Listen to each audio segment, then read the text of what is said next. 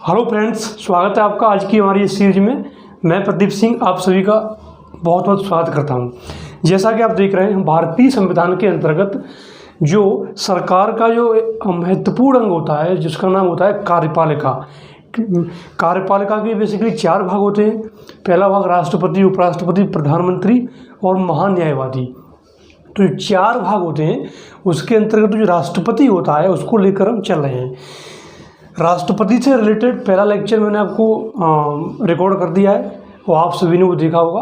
तो एक बार मैं रिवीजन मार दूं जरा, उससे पहले वाले वीडियो में मैंने आपको क्या क्या बताया था।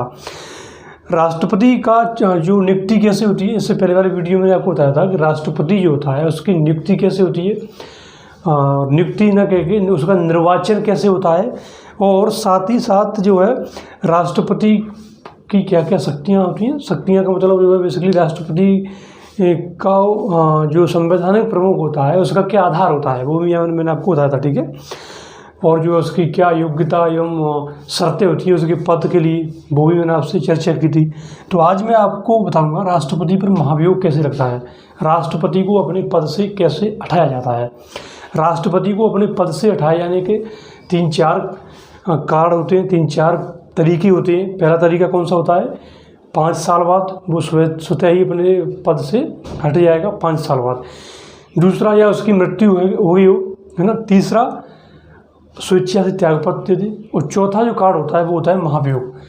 जैसे महाभियोग यानी कि उसे किसी के द्वारा हटाया जाना, न कि स्वयं न उठ करके किसी के द्वारा उठाया जाना, है ना, उसे हम कहते हैं महाभियोग।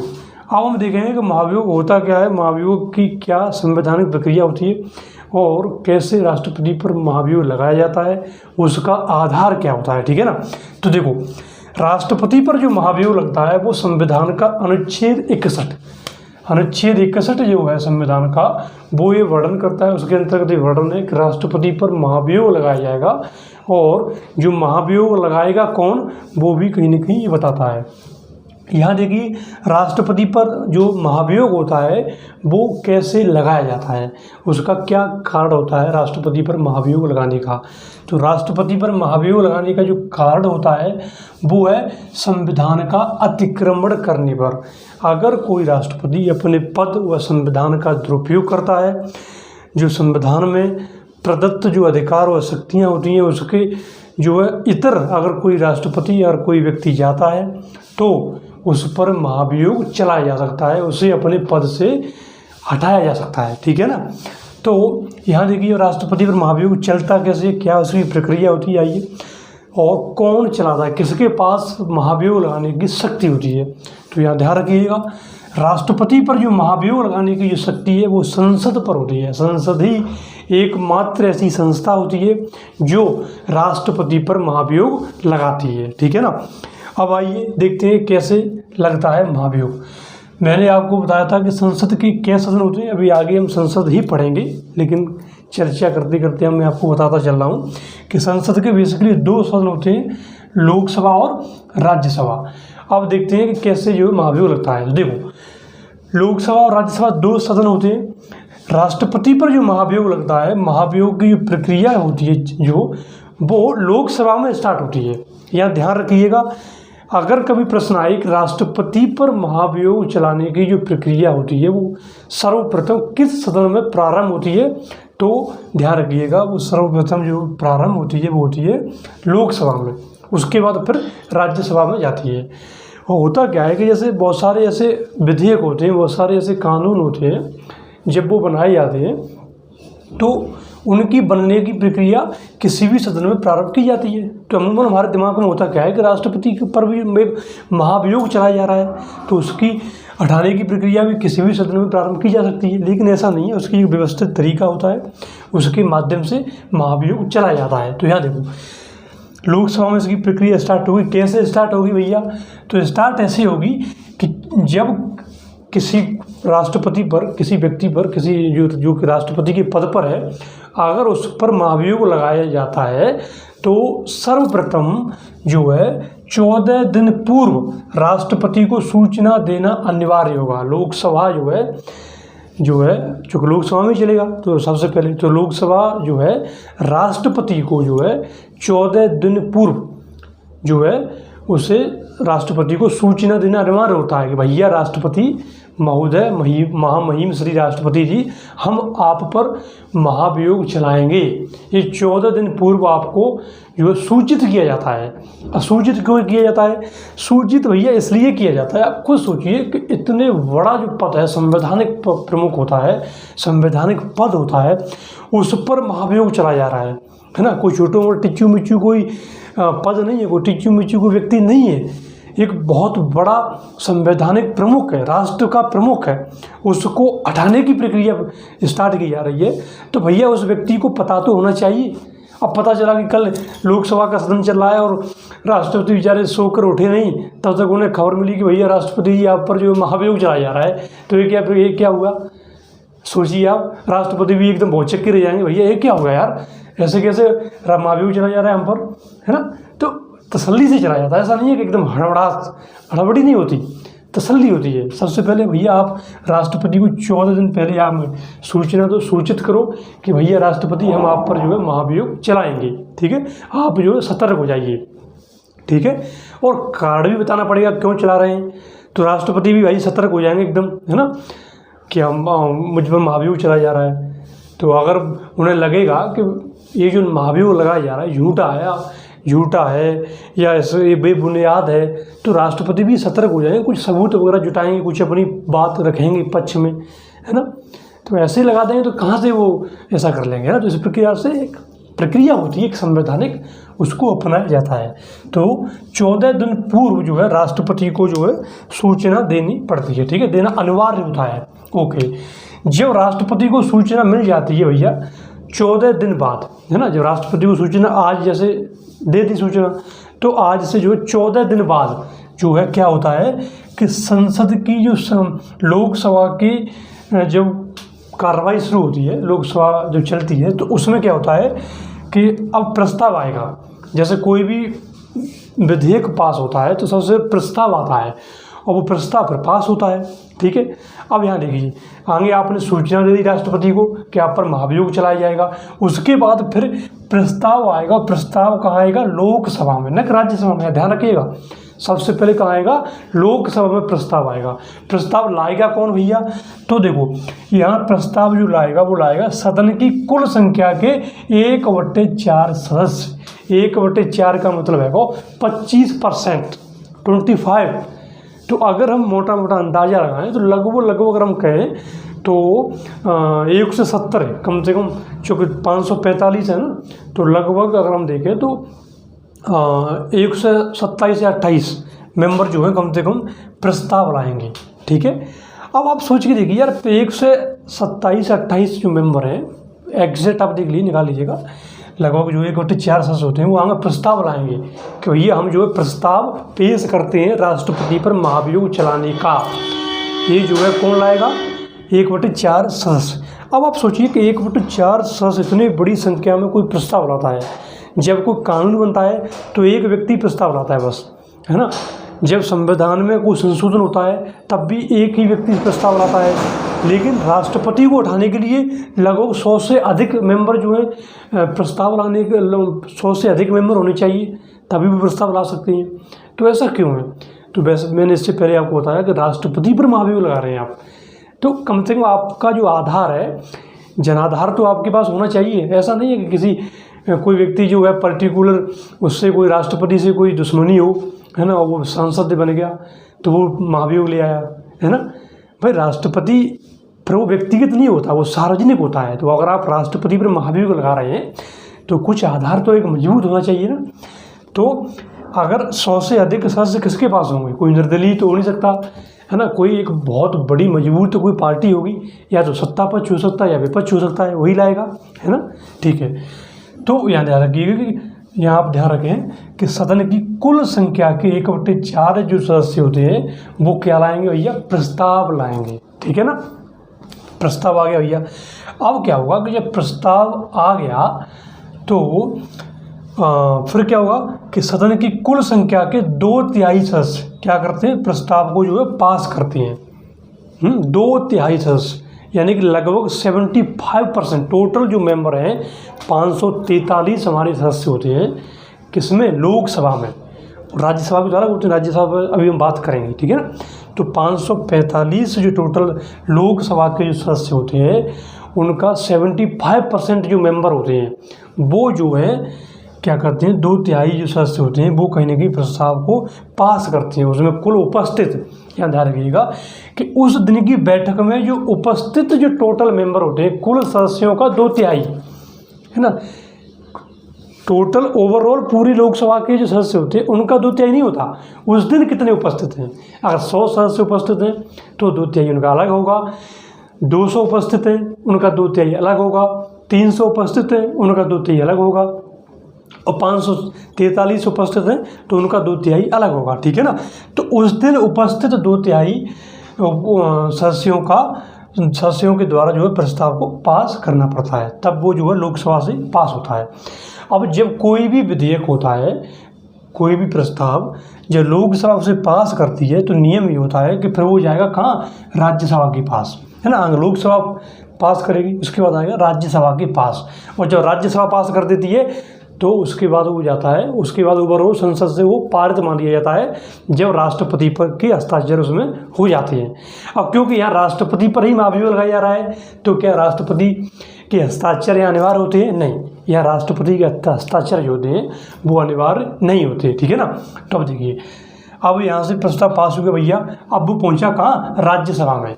जब राज्यसभा में पहुँचा तो यहाँ देखो, जब राज्यसभा में प्रस्ताव पास होता है, राज्यसभा में प्रस्ताव पहुँचता है तो राज्यसभा उसमें वोटिंग नहीं करने देती, उसमें एकदम डायरेक्ट वोटिंग स्टार्ट नहीं करती, बाकायदा उसमें जांच होती है, जांच का अधिकार होता है राज्यसभा के पास, ठीक है। अच्छा, एक थोड़ा सा मैं डाउट है मेरे ख्याल से, ऐसा होता है कि सबसे पहले जो है प्रस्ताव आता है कहाँ, लोकसभा में। जब लोकसभा में प्रस्ताव आता है उसके बाद फिर राज्यसभा जांच करती है, ठीक है। जब राज्यसभा जांच करके राष्ट्रपति को दोषी करार देती है तब जो है यहाँ कार्रवाई प्रारंभ होती है, और उसके बाद 2/3 सदस्य पास करते हैं, फिर यहाँ आता है, ठीक है। ऐसे होगा शायद, ठीक है, थोड़ा सा कन्फ्यूजन होगा, ऐसे ही होगा। अब यहाँ देखिए, जब यहाँ से पास हुआ, यहाँ से प्रस्ताव आया, प्रस्ताव जब यहाँ पहुँचा तो राज्यसभा एक क्योंकि उच्च सदन होता है तो यहाँ उसे कहीं ना कहीं न्यायिक शक्तियाँ प्राप्त हैं कुछ। यहाँ बाकायदा राष्ट्रपति, इस सदन में स्वयं राष्ट्रपति जो है भाग ले सकता है, अपना पक्ष रखेगा कि जो है मेरे खिलाफ जो लगाए गए हैं जो आरोप वो सही है या गलत है, अपना पक्ष रखेगा। भाई लोकतांत्रिक व्यवस्था है, ऐसा तो नहीं है कि कोई भी जो है किसी एक को अच्छी लग रही है दूसरे को सही नहीं लग रही है तो वो अपना दूसरा पक्ष रखे ना, यही व्यवस्था होती है। तो राज्यसभा में होता है, जांच का अधिकार होता है बाकायदा, है ना, कमेटी गठित होती है, और फिर राष्ट्रपति अपनी यहाँ बात रखते हैं। यहाँ अगर साबित हो जाता है कि नहीं राज्य से जो है राष्ट्रपति पर जो महाभियोग लगाया गया है वो एकदम सटीक है, वो कहीं ना कहीं संवैधानिकता के अनुकूल है, ठीक है ना, राष्ट्रपति ने वास्तव में जो है संविधान का अतिक्रमण किया है, तब फिर प्रक्रिया स्टार्ट होती है, फिर यहाँ से पास होता है, और फिर जो आता है यहाँ, तो यहाँ भी जो है उस समय उस सदन में जो है कुल उपस्थित सदस्यों का 2/3 जो है जो व्यक्ति जो पास कर देते हैं तो जो है प्रस्ताव पास हो जाता है। और जब प्रस्ताव पास हो जाता है तो राष्ट्रपति जो है अपने आप अपने पद से हट जाता है, फिर उसे हटाने की कोई आवश्यकता नहीं होती, ना ही उसे कोई त्यागपत्र देने की आवश्यकता होती है ना। और फिर तो जो है ऑटोमेटिक रूप से राष्ट्रपति को अपने पद से हटा हुआ मान लिया जाता है। उसके बाद क्या होता है, उसके बाद राष्ट्रपति का पद रिक्त हो जाता है, और तो उपराष्ट्रपति फिर जो है कार्यवाहक राष्ट्रपति के रूप में इंचार्ज संभाल लेती हैं, ठीक है ना। मैंने आपको बताया था कि जब राष्ट्रपति की मृत्यु हुई हो, राष्ट्रपति त्यागपत्र दे दे, अपने पद से वो हट जाए या जो हटा दिया जाए, तो ऐसी सिचुएशन में उपराष्ट्रपति जो होती हैं वो कार्यवाहक राष्ट्रपति होती हैं, ठीक है। और उसके 6 महीने के अंतराल में चुनाव होता है, उसके बाद तो फिर दूसरा जो है कोई व्यक्ति राष्ट्रपति चुनाव जो है जीतता है और वो राष्ट्रपति बन जाता है। इस प्रकार से व्यवस्था होती है।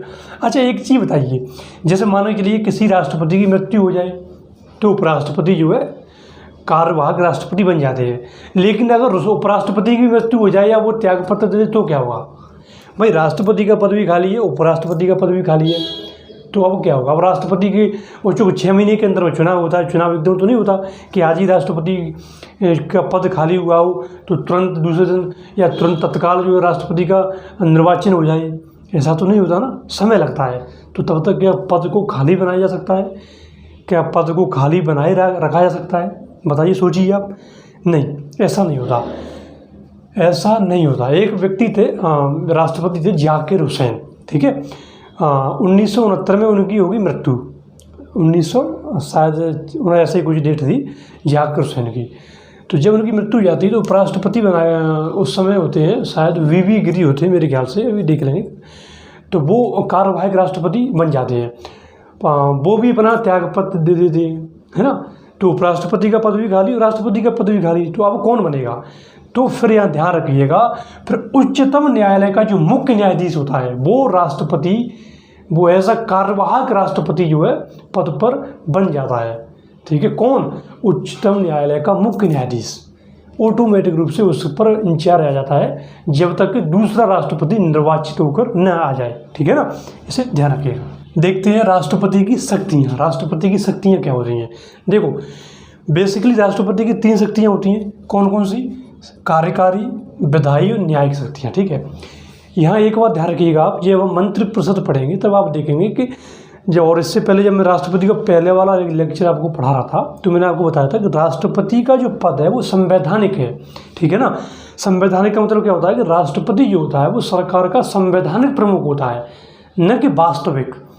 राष्ट्रपति जो है सरकार का नाम मात्र का प्रधान होता है, ठीक है ना। जो सारी की सारी कार्यकारी जो शक्तियाँ होती हैं वो प्रधानमंत्री या मंत्रिपरिषद के पास होती हैं, जो कि राष्ट्रपति को सहायता और सलाह देती हैं, ठीक है ना। तो राष्ट्रपति क्या करते हैं, राष्ट्रपति एक्चुअल में जो काम करते हैं प्रधानमंत्री मंत्रिपरिषद वो राष्ट्रपति के नाम पर ही करते हैं। जब तक राष्ट्रपति के सिग्नेचर नहीं हो जाएंगे तब तक कोई भी आदेश या कोई भी कानून जो है प्रभावी नहीं होगा, ठीक है ना। लेकिन होता क्या है कि मंत्रिपरिषद जो है, प्रधानमंत्री जो है वही काम करती हैं, है ना। वो कोई आदेश जो राष्ट्रपति भेज देंगे कोई फाइल, और राष्ट्रपति जो है साइन कर देंगे, ठीक है। ये तरीका होता है। तो यहाँ देखो, कार्यकारी शक्तियाँ होती हैं, विधायी होती है, न्यायिक होती हैं। कार्यकारी क्या होती हैं साहब, कोई भी जो है सरकार के द्वारा लिया गया आदेश, है ना, तो उस पर जो राष्ट्रपति के हस्ताक्षर नहीं हो जाएंगे तब तक वो आदेश जो है प्रभावी नहीं होगा। तो इसलिए आप कह सकते हैं ये कार्यकारी शक्तियाँ होती हैं राष्ट्रपति के पास। किसी विभाग का गठन हो, मंत्रालय का जो है गठन हो, है ना, कोई भी जो है योजना हो, कोई भी जो है कार्य हो, है ना। कार्यकारी में आप कह सकते हैं कि राष्ट्रपति जो है सैन्य कमांडर भी होता है, युद्ध का आदेश देना हो राष्ट्रपति देगा, है ना। तीनों सेनाओं का जो सर्वोच्च कमांडर होता है राष्ट्रपति, ठीक है ना। तो ये कार्यकारी के अंतर्गत आते हैं। लेकिन जब आप देखेंगे कि वास्तविकता क्या है, तो वास्तविकता मालूम पड़ेगा कि ये राष्ट्रपति नहीं कर रहे हैं, ये बेसिकली प्रधानमंत्री या मंत्रिपरिषद ये कार्य कर रही है, ठीक है। क्योंकि हमारे यहाँ कौन सी व्यवस्था है, संसदात्मक व्यवस्था है, इसलिए।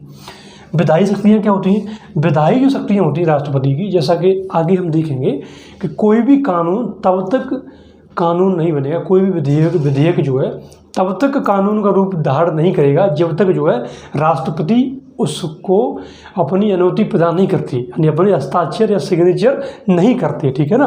तब तक वो जो है कानून नहीं बन सकता कोई विधेयक, ठीक है। तो यहाँ देखो, ये हो गया। दूसरा जो होता है विधायी में वो होता है अध्यादेश जारी करने की शक्ति। अध्यादेश क्या होता है, आगे हम देखेंगे अध्यादेश क्या होता है, लेकिन अभी सुन लीजिए। अध्यादेश एक कानून ही होता है, कानून नहीं होता, लेकिन एक कानून का ही रूप होता है कहीं ना कहीं। अध्यादेश एक ऐसी शक्ति होती है जो अगर उस स्थिति में अध्यादेश लाया जाता है जिस स्थिति में जो है संसद नहीं चल रही हो। अब किसी कानून की ज़रूरत है साहब, लेकिन संसद नहीं चल रही है, कानून कौन बनाएगा, संसद बनाएगा। तो अध्यादेश जो है कानून का रूप तब तक धारण करता है जब तक जो है संसद उसे जो है पारित करके कानून नहीं बना देती। तो जो कोई भी अध्यादेश होता है वो 6 महीने तक चलता है। ये बिल्कुल कानून की तरह बिल्कुल कानूनी होता है। आप भी मान चलिए कोई अध्यादेश जारी हो गया तो वो कानून हो गया, ठीक है। लेकिन 6 महीने तक, 6 महीने के बाद जो है आपको संसद से पारित कराना ही पड़ेगा, या कोई दूसरा जो है संसद का जो सत्र अगर चलेगा तो उससे आपको पारित कराना पड़ेगा। तो तब तक जो काम चलाने के लिए अध्यादेश जारी किया जाता है, और जो अध्यादेश जारी करने की जो शक्ति है वो किसके पास है? राष्ट्रपति के पास, ठीक है, अनुच्छेद 123 के अनुसार। लेकिन वही बात, क्या राष्ट्रपति अपने विवेक से अध्यादेश जारी कर सकता है? नहीं कर सकता। तो कौन करेगा? मंत्रिपरिषद या प्रधानमंत्री, ठीक है। वो सलाह देगा राष्ट्रपति को, राष्ट्रपति के पास फाइल भेजेंगे और राष्ट्रपति उस पर अपने सिग्नेचर कर देंगे, अनुमति प्रदान कर देंगे। ये संवैधानिक अनुमति होती है, ठीक है ना। अब आइए न्यायिक शक्तियाँ क्या है भैया। जो न्यायिक शक्तियाँ होती हैं राष्ट्रपति के पास, वो देखो क्षमादान करने की शक्ति, राष्ट्रपति के पास क्षमादान करने की शक्ति होती है। क्या क्षमादान? मृत्युदंड हो, है ना, जो केंद्रीय जो कोई भी कानून होता है उसके तहत अगर कोई भी अपराध होता है, कोई अपराध, कोई भी जो है दोषी व्यक्ति होता है, दोषी करार व्यक्ति होता है, उसको राष्ट्रपति क्षमा दान कर सकता है। किसी को मृत्युदंड हुआ हो तो उसको मृत्युदंड माफ़ कर सकता है, उम्र कैद बदल सकता है, ठीक है, कम कर सकता है। ये सब राष्ट्रपति के पास ये शक्तियाँ होती हैं, ठीक है। ये होगी न्यायिक शक्तियाँ। जो स्वतंत्रता के बाद जितने राष्ट्रपति हुए हैं उनकी एक सूची दी गई है, यहाँ पर देखिए। तो ये सूची में देखेंगे कि जो राष्ट्रपति हमारे रह चुके हैं, जो राष्ट्रपति बन चुके हैं, उनकी क्या क्या उपलब्धियां थी और उनकी क्या क्या अपनी अपनी विशेषताएं थी, ठीक है ना। क्योंकि ये भी एसएससी वगैरह जो एग्जाम होते हैं, कोई पुलिस हो या एसएससी हो, तो उसमें पूछ लिया जाता है, तो वो भी हमें ध्यान में रखना पड़ेगा। देखो, सबसे पहले देखेंगे डॉक्टर राजेंद्र प्रसाद को। आपको पता है, सबको बच्चा जानता है कि डॉक्टर राजेंद्र प्रसाद जो है, इनकी पहली विशेषता क्या थी कि ये जो है स्वतंत्र भारत के प्रथम राष्ट्रपति थे, ठीक है। तो प्रथम राष्ट्रपति थे। दूसरी विशेषता इनकी क्या थी? 2 कार्यकाल रखने वाले राष्ट्रपति, यानी कि एक साथ 2 कार्यकाल रखने वाले प्रथम राष्ट्रपति भी थे, ठीक है। कौन? डॉक्टर राजेंद्र प्रसाद। तीसरी विशेषता इनकी क्या थी? तीसरी विशेषता इनकी थी, इन्हें जो है भारत रत्न दिया गया, ठीक है, भारत रत्न से नवाजे गए। ऐसे कौन से प्रथम राष्ट्रपति थे जिन्हें भारत रत्न दिया गया? तो वो थे डॉक्टर राजेंद्र प्रसाद। और चौथी विशेषता इनकी क्या थी? सर्वाधिक मत इन्हें प्राप्त हुए। जब वोटिंग चल रही थी राष्ट्रपति के निर्वाचन के लिए, जो है ये खड़े हुए थे, तो इनको सर्वाधिक मत प्राप्त हुए थे। लगभग 99% मत प्राप्त हुए थे। किन्हें? डॉक्टर राजेंद्र प्रसाद को। दूसरी जो विशेषता थी, और दूसरे जो राष्ट्रपति आते हैं वो है डॉक्टर सर्वपल्ली राधाकृष्णन। इनकी क्या विशेषता भैया? डॉक्टर सर्वपल्ली राधाकृष्णन, इनको तो हम जानते हैं, जो 5 सितंबर जो मनाया जाता है टीचर्स डे, वो इन्हीं के जन्म दिवस के रूप में मनाया जाता है ना। तो ये तो बहुत महान पर्सनैलिटी थी भारत की, ठीक है, जो कि आगे चल के राष्ट्रपति बने। तो और ये जो काफ़ी जो राष्ट्रपति बने, ये जो है राष्ट्रपति बनने से पूर्व जो है भारत के उपराष्ट्रपति भी थे, है ना, उपराष्ट्रपति भी थे। और जो बनारस हिंदू विश्वविद्यालय है उसके कुलपति भी रह चुके थे। कौन? डॉक्टर राधाकृष्णन। और क्योंकि मैंने आपको बताया कि ये जो है शिक्षा के जगत में इन्होंने काफ़ी अच्छा काम किया था, उसके बाद राष्ट्रपति बने। राष्ट्रपति भी बने तो बताते हैं कि बिल्कुल सादा जीवन जीने वाले राष्ट्रपति थे, बिल्कुल सादा। जब अपने बताते हैं कि जब राष्ट्रपति भवन को छोड़ के अपने, जब क्योंकि राष्ट्रपति पद से हट जाते हैं, राष्ट्रपति का कार्यकाल पूरा कर लेते हैं अपना, तो जब ये जाते हैं राष्ट्रपति को छोड़ करके, तो बस 2-4 बैग लेकर जाते हैं, और आते भी हैं तो 2-4 बैग में बस अपना जीवन जीने के जो मूलभूत आवश्यकता होती है उनको लेकर आते हैं और साथ ले भी जाते हैं। कोई एकदम जो चटक मटक वाला जो जीवन था उससे बिल्कुल दूर थे, है ना। कौन? डॉक्टर सर्वपल्ली राधाकृष्णन, ठीक है। इन्हें भी भारत रत्न दिया गया, भारत रत्न से ये भी इन्हें भी प्राप्त हुआ। इनके आगे वाला जो क्रम है वो है जाकिर हुसैन। इनकी विशेषता, पहली विशेषता इनकी ये थी कि ये जो है स्वतंत्र भारत के प्रथम मुस्लिम राष्ट्रपति थे, है ना। इनकी पहली विशेषता इनकी जाकिर हुसैन की। दूसरी विशेषता इनकी ये थी कि ये जो है इनकी जो मृत्यु हो जाती है वो कार्यकाल के दौरान इनकी मृत्यु हो जाती है ना। ऐसे पहले राष्ट्रपति थे जिनकी अपने कार्यकाल के दौरान मृत्यु हो जाती है, ठीक है। किनकी, जाकिर हुसैन की। 1969 इनकी मृत्यु हो जाती है। फिर जो है कार्यवाहक राष्ट्रपति के रूप में बीबी गिरी जो है कार्यवाहक जो है राष्ट्रपति बनती है, ठीक है ना। लेकिन होता क्या है कि बीबी गिरी भी जो है त्यागपत्र दे देते हैं अपने उपराष्ट्रपति पद से। अब राष्ट्रपति का पद भी खाली, उपराष्ट्रपति का पद भी खाली, तो क्या किया जाए। तो इस स्थिति में जो है संविधान में बाकायदा प्रावधान है कि कार्यवाहक राष्ट्रपति के रूप में उच्चतम न्यायालय का जो मुख्य न्यायाधीश थे उसमें मोहम्मद हिदायतुल्ला, ये नाम ध्यान रखिएगा, ऐसे प्रथम जो है ये मुख्य न्यायाधीश रहे हैं उच्चतम न्यायालय के, जो कार्यवाहक राष्ट्रपति के रूप में इन्हें सेवा करने का मौका मिला। किन्हें, मोहम्मद हिदायतुल्ला, ठीक है।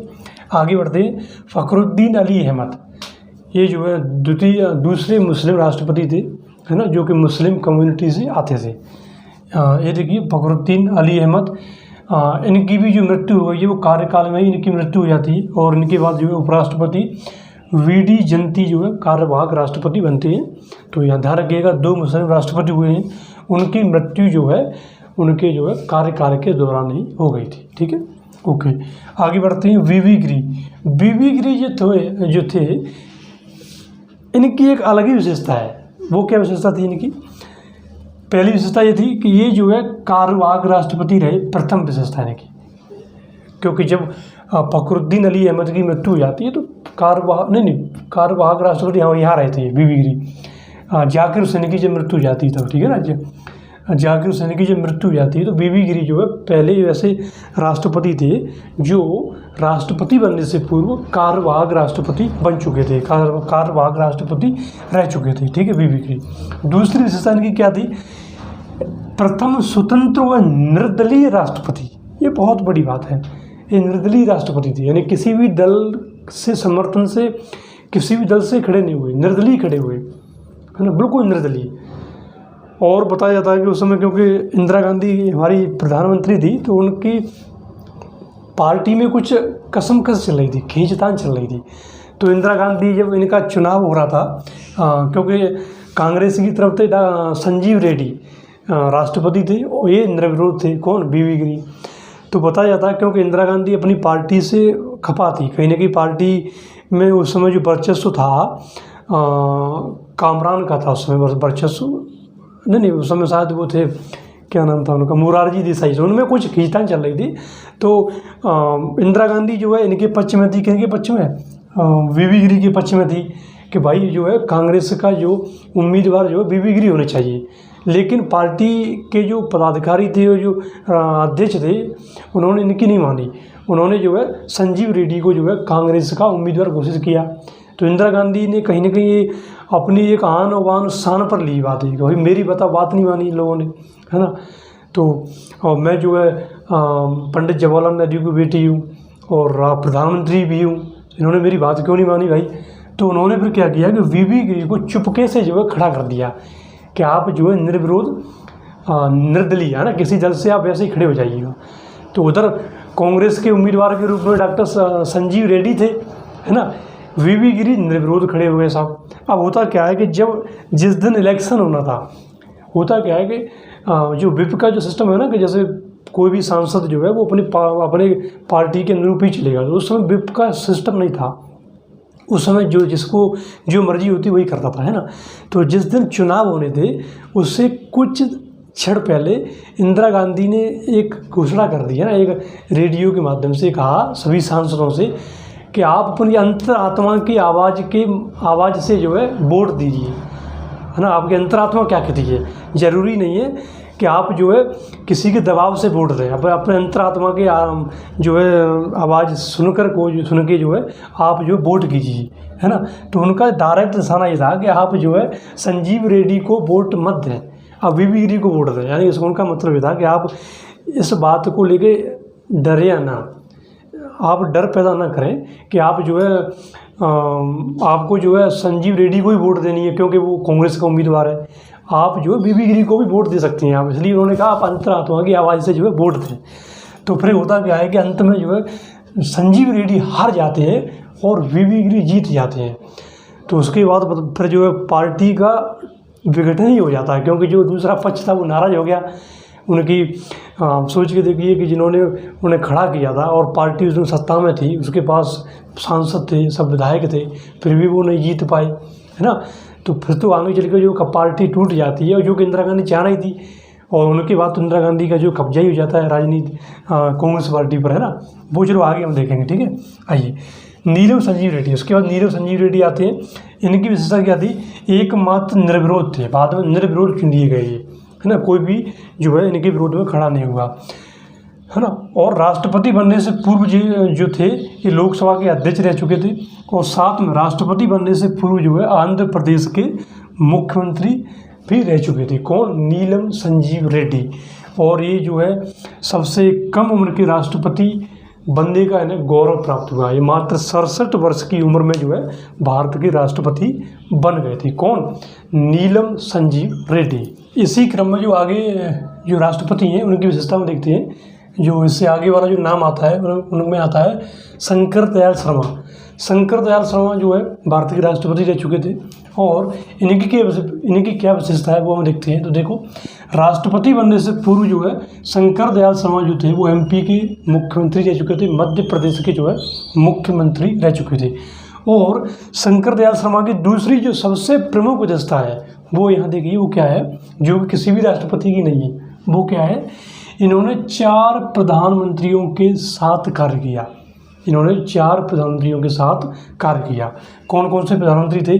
तो पीवी नरसिम्हा राव थे, अटल बिहारी वाजपेयी थे, एचडी देवेगौड़ा थे, और इंद्र कुमार गुजराल थे। एक्चुअल में हुआ क्या कि उस समय जो है उस समय का जो दौर था 96 से लेके और कुछ राष्ट्रपति रहे। तो उस समय क्योंकि आपको पता है कि क्षेत्रीय पार्टियों का उदय हो गया था, और केंद्र में जो है किसी एक पार्टी को जो है पूर्ण बहुमत नहीं मिला, है ना। तो क्योंकि उस समय जो है एक गठबंधन की सरकार का जो दौर था वो स्टार्ट हो जाता है, गठबंधन की सरकार का दौर।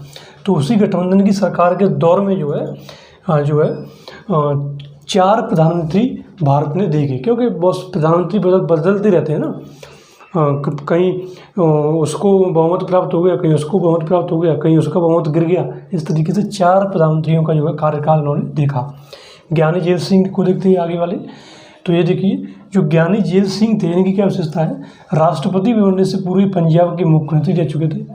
दूसरी विशेषता इनकी है कि ये पहले सिख राष्ट्रपति हैं, पहले सिख राष्ट्रपति, ठीक है।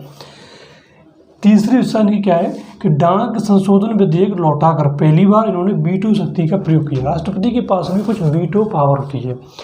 वो क्या होती है? राष्ट्रपति जो किसी भी विधेयक को लौटा सकता है, उस पर जो है पुनर्विचार के लिए कह सकता है, और उसे अपने पास भी रख सकता है, उस तरीके से पास नहीं। तो उन्होंने इसी का प्रयोग किया था, ठीक है। आगे जो नाम आता है वो आता है KR नारायण का।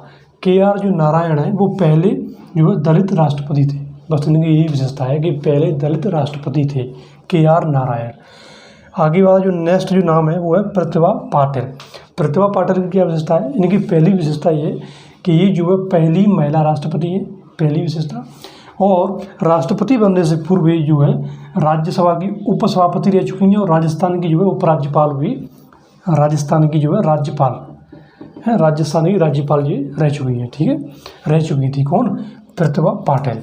तो ये हो गए हमारे कुछ राष्ट्रपति।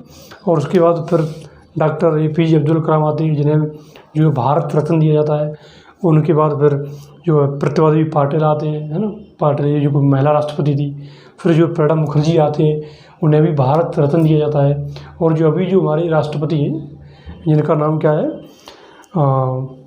जो वर्तमान में जो राष्ट्रपति हैं वो है, ठीक है ना।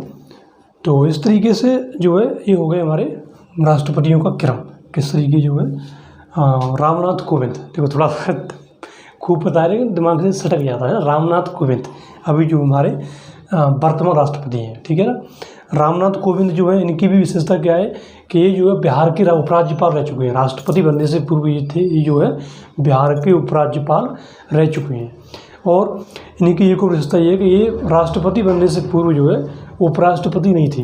बेसिकली होता क्या है कि बहुत सारे ऐसे राष्ट्रपति हैं जो राष्ट्रपति बनने से पूर्व उपराष्ट्रपति रह चुके थे, ठीक है ना। तो और देख लीजिए 1-2 फैक्ट क्या है। जैसे सर्वाधिक आयु के जो राष्ट्रपति हैं वो कौन थे, तो आर वेंकटरमन, ये 84 वर्ष की अवस्था में राष्ट्रपति बने थे। और सर्वाधिक कम आयु के राष्ट्रपति कौन थे, सर्वाधिक कम आयु के राष्ट्रपति थे डॉक्टर संजीव रेड्डी जो कि 67 साल की उम्र में राष्ट्रपति बने। ठीक है, तो ये हो गया हमारा राष्ट्रपति से रिलेटेड पूरा चैप्टर आज समाप्त होता है। इसके नेक्स्ट वीडियो में हम देखेंगे उपराष्ट्रपति। इस प्रकार से हमारी जो सीरीज है संविधान, भारतीय संविधान के अंतर्गत वो चलती रहेगी। और जो जीएस को लेके जो हम चल रहे हैं, जीएस का जो कंप्लीट जो ज्ञान है वो हम आपको देंगे, ये हमारी पूरी जिम्मेदारी है। आप जो है हमें कमेंट करके बताएं और जो है हमारी वीडियो को सब्सक्राइब करें, चैनल को लाइक करें, और चैनल को सब्सक्राइब करें, वीडियो को लाइक करें और कमेंट करें। ठीक है, इसी के साथ आपका बहुत बहुत धन्यवाद। Thank you very much.